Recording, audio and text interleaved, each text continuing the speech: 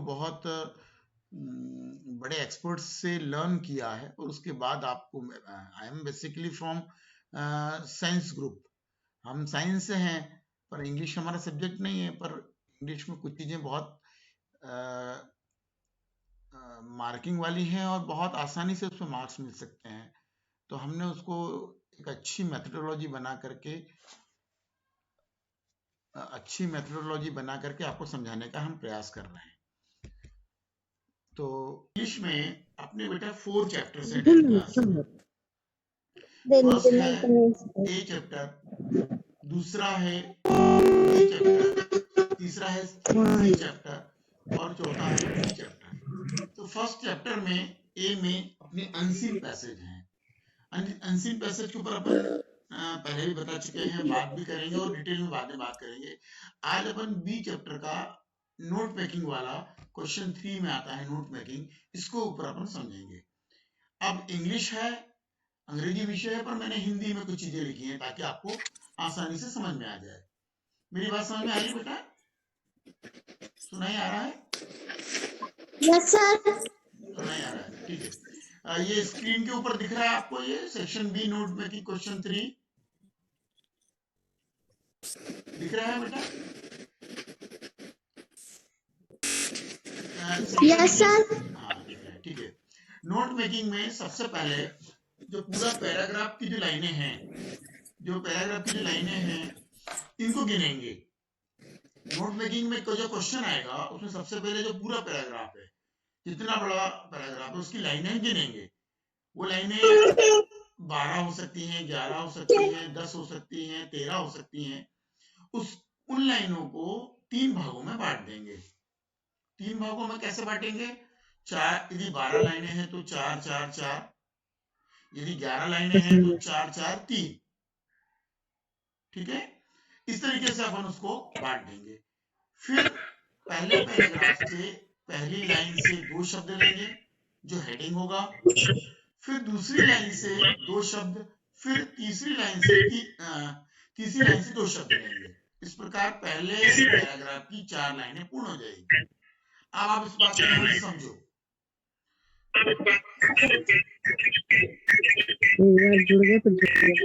Note making में सबसे पहले पैराग्राफ की लाइनें हम गिनेंगे। आप लोग अपना माइक बंद कर दो बेटा, माइक बंद कर दो अपना। सब लोग माइक बंद कर दो, कैमरा ऑन कर दो।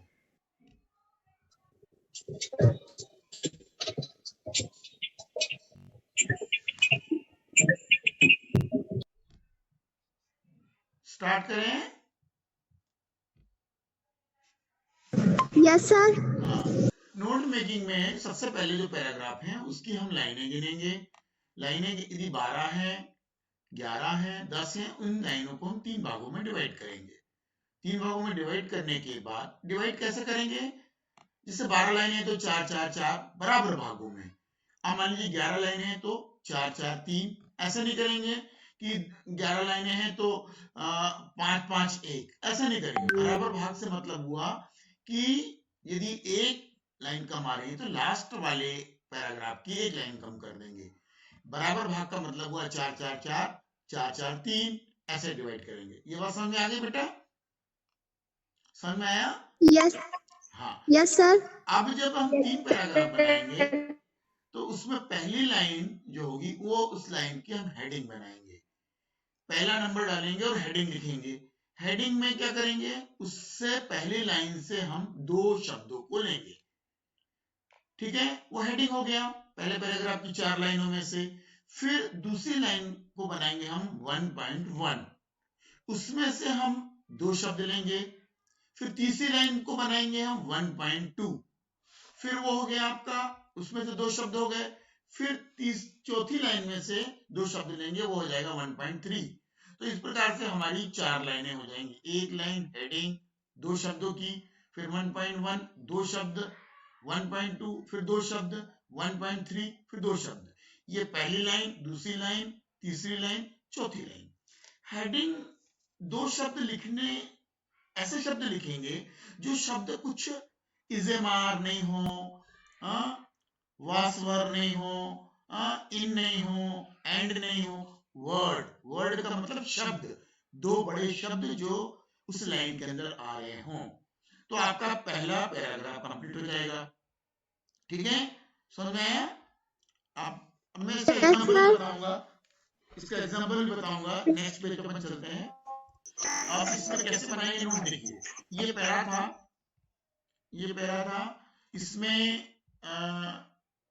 कि ऊपर लिखा make notes on the content of the passage and give the title also. इस बार क्या हुआ है, जो सिलेबस में नोट मेकिंग में तीन चीजें आती थी। एक आता था मेक ए नोट्स, दूसरा आता था कि टाइटल लिखो, तीसरा आता था कि समरी लिखो।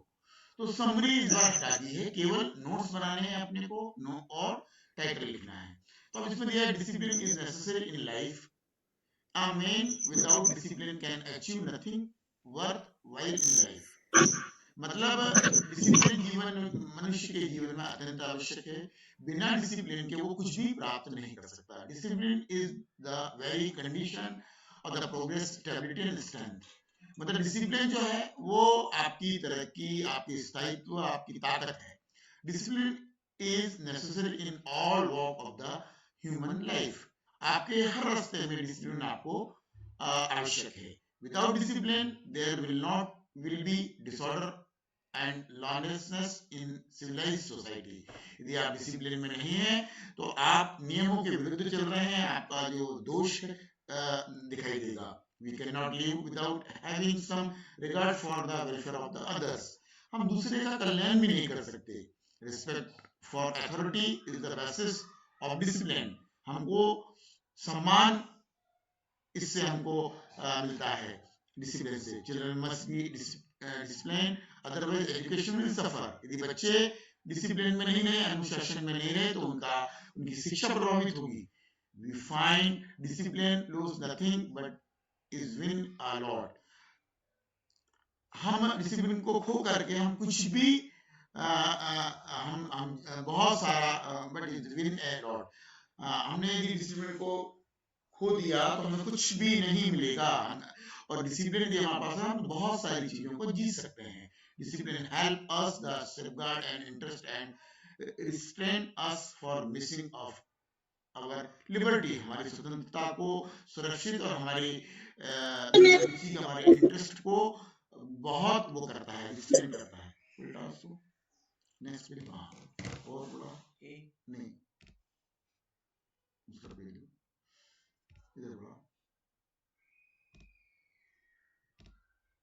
और हाँ, अब देखो, अब अपन ने क्या किया कि नोट्स कैसे बनाए। देखिए आप नोट में अपन ने क्या किया कि अपन ने इसकी पूरी लाइनें गिनी। तो लाइनें अपने को कितनी मिली इसमें? अपने को लाइन मिली इसमें 11। कितनी लाइनें मिली? कितनी लाइनें मिली अपने को? 11। 11। 4 4 8 और 3 11। तो अपन ने पहला पैराग्राफ बनाया 4 लाइनों का, सेकंड पैराग्राफ बनाया 4 लाइनों का, और तीसरा पैराग्राफ बनाया 3 लाइनों का। ठीक है, तो अब नोट बनाते समय हम पहला पैराग्राफ में हमने फर्स्ट हेडिंग डाला नेसेसरी लाइफ। तो जो पहले पैराग्राफ की जो हमारा जो लाइन थी, उसमें से हमने लिखा कि नेसेसरी एंड लाइफ। हमने ये दो शब्द ले लिए। फिर पहले पैराग्राफ की पहली लाइन को बनाया हमने 1.1। इसमें से हमने ले लिया अचीव एंड वर्थ, अचीव और वर्थ ले लिया। फिर दूसरे पैराग्राफ से हमने ले लिया, दूसरे पहले पैराग्राफ की दूसरी पहली लाइन से नेसेसरी लाइफ ले लिया, दूसरी लाइन से अचीव वर्थ ले लिया, तीसरी लाइन से लिया हमने stability and strength. Stability and strength है स्थायित्व और ताकत। चौथी लाइन से लिया all walks of the human life. ये हमने एक दो वर्ड को ले लिया। तो ये हमारा पहला पैराग्राफ हो गया। अब इसमें ध्यान देना है कि पहली लाइन हेडिंग होगी और दूसरी लाइन पॉइंट 1 पहले पैराग्राफ की तीसरी लाइन पॉइंट 2, चौथी लाइन पॉइंट 3। तो ये 4 लाइनें हो गई। कैसे गिनना है इसको? 1 2 3 और 4, ये आपकी 4 लाइनें हो गई। अब दूसरे पैराग्राफ की आपकी कितनी लाइनें हैं? 4 लाइनें हैं। तो अपने को इसमें हेडिंग एक बन जाएगा पहली लाइन से डिसऑर्डर एंड लॉलेसनेस। दूसरी लाइन 2.1, क्योंकि दूसरा पैराग्राफ है इसलिए 2.1 देंगे, सोसाइटी लाइफ। तीसरी लाइन को देंगे 2.2, वेलफेयर अथॉरिटी। फिर चौथी लाइन को देंगे 2.3, डिसिप्लिन एजुकेशन। तो ये 4 लाइनें हो गई। 2.1 इसलिए लिया क्योंकि ये सेकंड पैराग्राफ है। तीसरे पैराग्राफ की पहली लाइन में डिसिप्लिन एंड विंस, फिर इसमें 3 ही लाइनें हैं तो 3.1 सेफगार्ड इंटरेस्ट, फिर 3.2 मिसिंग आवर लिबर्टी।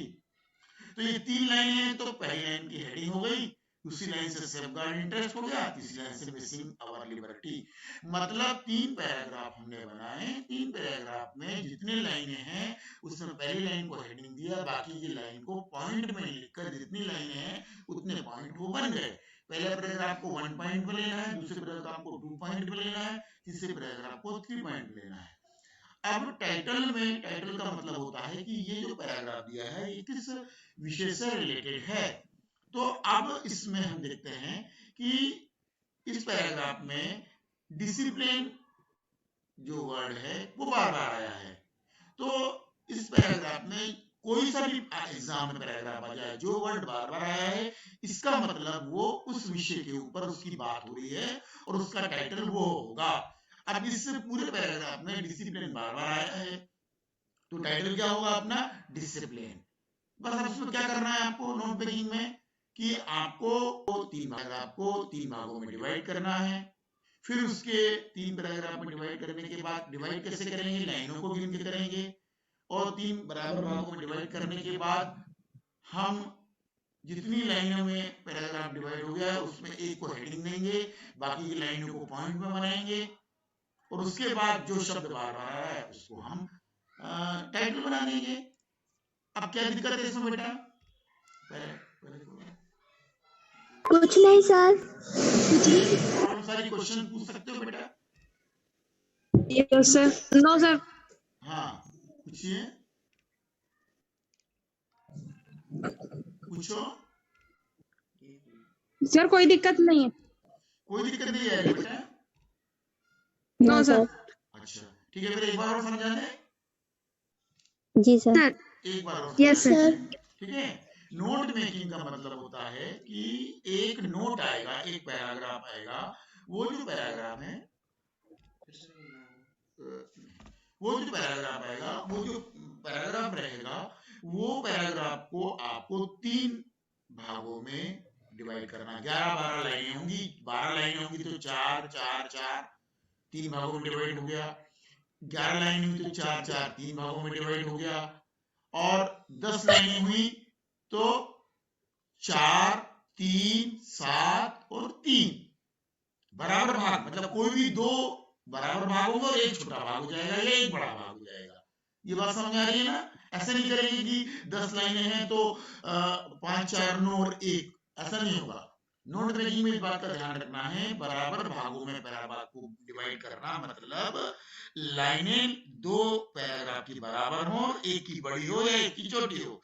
वो पैराग्राफ नीचे के भी हो सकते हैं और ऊपर के भी हो सकते हैं। जैसे 12 11 में 4 4 3, 10 में पहले 4 फिर 3 फिर 3, नीचे के 2 समान हो गए। 11 में 4 3 3 6 4 4 8 3 11, तो 4 4 3 भी कर सकते हैं। तो कहने का तात्पर्य ये है कि पैराग्राफ नीचे की कम लाइनें हो या ऊपर की कम लाइनें हो, उनका जो डिवाइडेशन है। हाँ पूछो पूछो। 5 रहेगी तो ऊपर की 2 फिर 2 फिर 1 में कर सकते हैं। 5 लाइन का पैराग्राफ आएगा ही नहीं बेटा। Yes sir. 5 लाइन का पैराग्राफ आएगा नहीं, कम से कम 10 11 12 13, क्योंकि नोट में ही करना है ना बेटा आपने को। अब 5 लाइन का पैराग्राफ बहुत छोटा सा हो जाएगा बेटा। 5 यस सर। 5 लाइन की तो समरी होती है, आप समरी इस बार हटा दी तो हम तो 5 लाइन की अपन समरी बनाते थे, तो अपने को टाइटल देना है, नोट मेकिंग देना है। तो आपने बहुत अच्छा क्वेश्चन पूछा बेटा कि 5 लाइन आएंगी तो अपने को क्या करना है। तो आप दिमाग में डालिए कि 5 लाइन नहीं आएंगी, 10 लाइन से ऊपर ही आएंगी। Yes sir. बेटा यस सर। 10 लाइन से ऊपर ही आएंगी। या तो 11 लाइन आएंगी, या 12 लाइन आएंगी, या 13 लाइन आएंगी, या 14 लाइन आएंगी, या 10 लाइन आएंगी। तो इसको आप बराबर भागों को डिवाइड कर दो। और इस बात का ध्यान रखो कि बराबर भागों को डिवाइड करते समय हमको ये बात का ध्यान रखना है कि बराबर भाग मतलब 12 तो 4 4 4, 11 तो 4 4 3, 10 तो 4 3 3। और जब एक पैराग्राफ लिया तो एक पैराग्राफ में 4 लाइनें तो एक हेडिंग होगा और 3 सब हेडिंग होंगे। 3 लाइनें हैं तो एक हेडिंग होगा और 2 सब हेडिंग होंगे। तो उसको कैसे बनाएंगे? पहला पैराग्राफ है तो एक, फिर दूसरी लाइन के लिए 1.1, तीसरी लाइन के लिए 1.2, तीसरी लाइन के लिए, चौथी लाइन के लिए 1.3, 4 लाइनें हो गई। दूसरे पैराग्राफ में 3 लाइनें हैं तो दूसरा पहली लाइन का दूसरा हेडिंग हो जाएगा 2.1, 2.2, ये 3 लाइनें हो गई। फिर तीसरे में 3 लाइनें हैं तो तीसरा हेडिंग हो जाएगा 3.1, दूसरी लाइन हो गई। तीसरे पैराग्राफ की 3.3, ये दूसरी लाइन हो गई। इस तरीके से आपका बन जाएगा। और टाइटल में वो आएगा जो शब्द बार बार आया है, जो शब्द बार बार रिपीट हो रहा है, वो टाइटल हो जाएगा। जैसे मान लीजिए कि कोई स्कूल आया, एक पैराग्राफ आया, उस पैराग्राफ में 8 बार स्कूल के बारे में डिस्क्रिप्शन है, बार बार स्कूल लिखा है, तो वो टाइटल स्कूल हो जाएगा। या मान लीजिए प्लेग्राउंड, बार बार प्लेग्राउंड लिखा है तो प्लेग्राउंड हो जाएगा। यदि लिखा है बार बार डिसिप्लिन तो टाइटल डिसिप्लिन हो जाएगा। लिखा है कि टेंपल तो टाइटल टेंपल हो जाएगा। क्या दिक्कत है? कुछ नहीं सर। समझ में आ गया बेटा? सर कल भी हम क्लास लेंगे, ऑनलाइन क्लास लेंगे, क्योंकि कल हमारी मीटिंग है।